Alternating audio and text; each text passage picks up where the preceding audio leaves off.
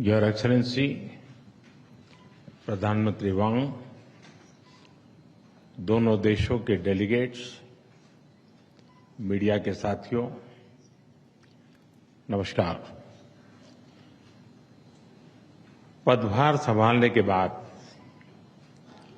प्रधानमंत्री वांग की पहली भारत यात्रा पर मैं उनका हार्दिक स्वागत करता हूं।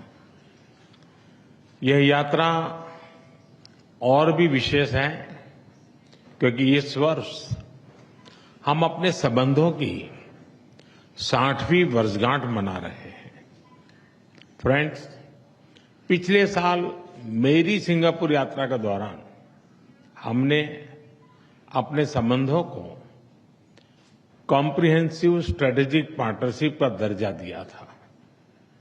इस एक वर्ष में हमारे संवाद और सहयोग में गति और गहराई आई है। आज साउथ ईस्ट एशिया क्षेत्र में सिंगापुर हमारा सबसे बड़ा ट्रेड पार्टनर है। सिंगापुर से भारत में बड़े स्तर पर निवेश हुआ है। हमारे रक्षा संबंध निरंतर मजबूत हो रहे हैं। पीपल टू पीपल संबंध गहरे और जीवंत है। आज हमने अपनी पार्टनरशिप के भविष्य के लिए एक डिटेल्ड रोड मैप तैयार किया है।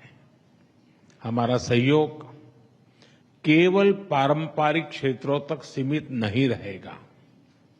बदलते समय के अनुरूप advance manufacturing, green shipping, skilling, civil nuclear और अर्बन वाटर मैनेजमेंट जैसे क्षेत्र भी हमारे सहयोग के केंद्र बिंदु बनेंगे।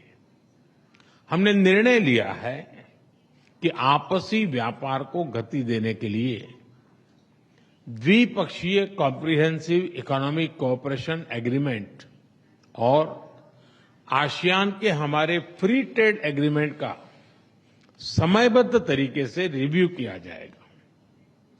भारत और सिंगापुर के रिश्तों में हमारे राज्य भी अहम हिस्सेदार होंगे। जनवरी में जब राष्ट्रपति थर्मन भारत यात्रा पर आए थे तो वे ओडिशा भी गए थे। पिछले एक साल में ओडिशा, तेलंगाना, आसाम और आंध्र प्रदेश के मुख्यमंत्री सिंगापुर जा चुके हैं। गुजरात का गिफ्ट सिटी हमारे स्टॉक मार्केट को जोड़ने का एक और नया सेतु बना है।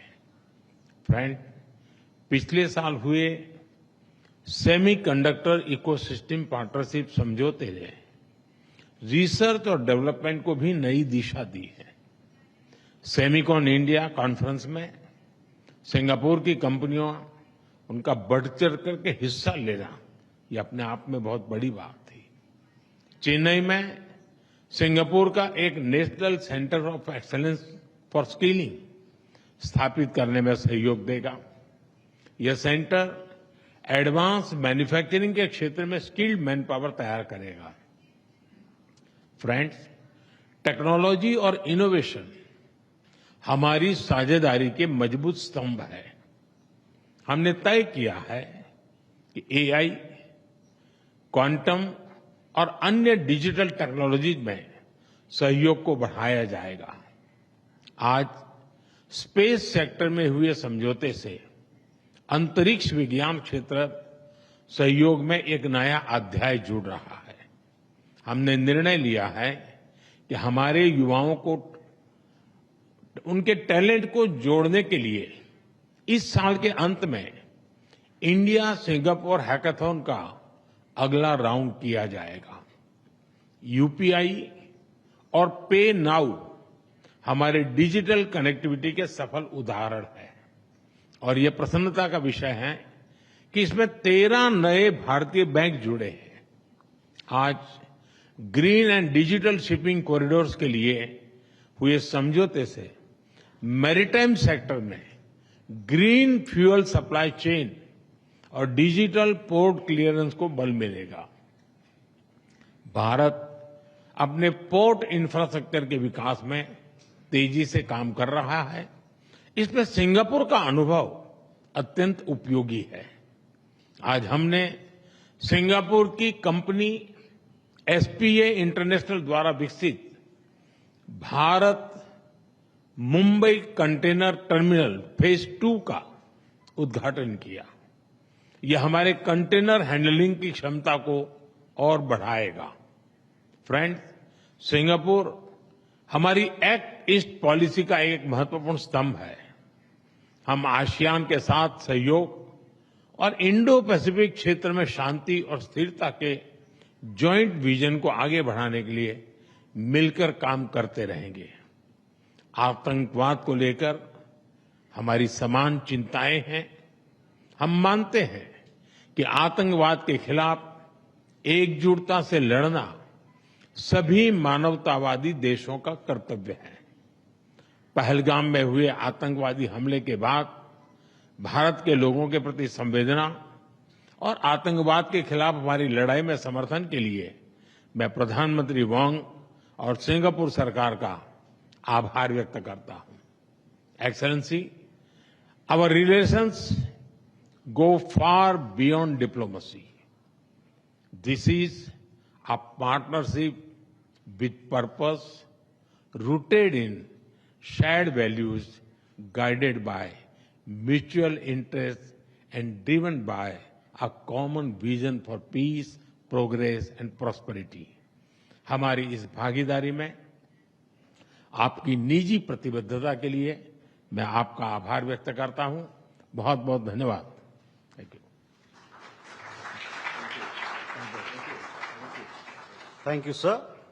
May I now request His Excellency Mr. Lawrence Wong, Prime Minister of the Republic of Singapore, to give his remarks to the media. Your Excellency Prime Minister Narendra Modi, Excellencies, ladies and gentlemen, thank you, Prime Minister Modi, for the warm and gracious hospitality extended to me and my delegation. 10 years ago, I joined then President Tony Tan on his state visit to commemorate the 50th anniversary of diplomatic ties between Singapore and India. Today, 10 years later, I'm glad to be back on my first official visit as Prime Minister and to celebrate 60 years of close and enduring friendship between our two countries. Over this past decade, India has made remarkable advances under Prime Minister Modi's leadership. India is now the fourth largest economy in the world, with a dynamism and influence felt far beyond its borders. Our bilateral relationship has grown in tandem. Singapore is the largest foreign investor in India, accounting for around a quarter of India's foreign direct investment inflows. And our cooperation now spans a wide and diverse range of fields. Last year, PM Modi and I agreed to elevate relations to a comprehensive strategic partnership, or a CSP. This morning, we had fruitful discussions on how we can take this CSP forward. The Prime Minister has highlighted quite a number of areas, and I will reiterate a few of them. First, Singapore will continue to support India's skills development journey. We are honored to accept India's invitation to be a global partner for the National Center of Excellence in Chennai, which will focus on advanced manufacturing. We will also collaborate with India to set up state-level skills centers to meet industry needs in sectors like aviation, maintenance, repair and overhaul, and semiconductors. Second, we will expand cooperation in manufacturing and industrial development. Singapore companies are keen to develop sustainable industrial parks in India to support India's manufacturing ambitions. At the same time, we will deepen collaboration in semiconductors, not just in skills training, but also in R&D, supply chains, and logistics. And these efforts will generate new growth opportunities for both our countries. Third, we will strengthen connectivity across the air, sea, and digital domains. This morning, we exchanged an MOU on cooperation in training, research, and development in civil aviation. This will support the growth of our aviation sectors, facilitate trade and tourism, and create more commercial opportunities.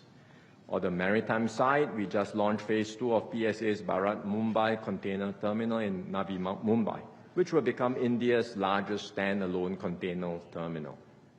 And beyond physical links, we are also enhancing digital connectivity between our financial systems. Our central banks have exchanged an MOU on digital asset innovation, and we are discussing ways to further enhance cross-border data flows and capital market linkages, including through regulatory sandboxes that would allow us to test-bed new innovations.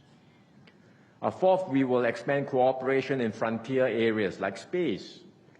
To date, more than 20 Singapore-made satellites have been launched by India. Through the MOU on promoting collaboration in the space sector, we will broaden this partnership and push the boundaries of what we can achieve together. Finally, Prime Minister Modi and I reaffirmed that people-to-people ties remain the bedrock of our relationship.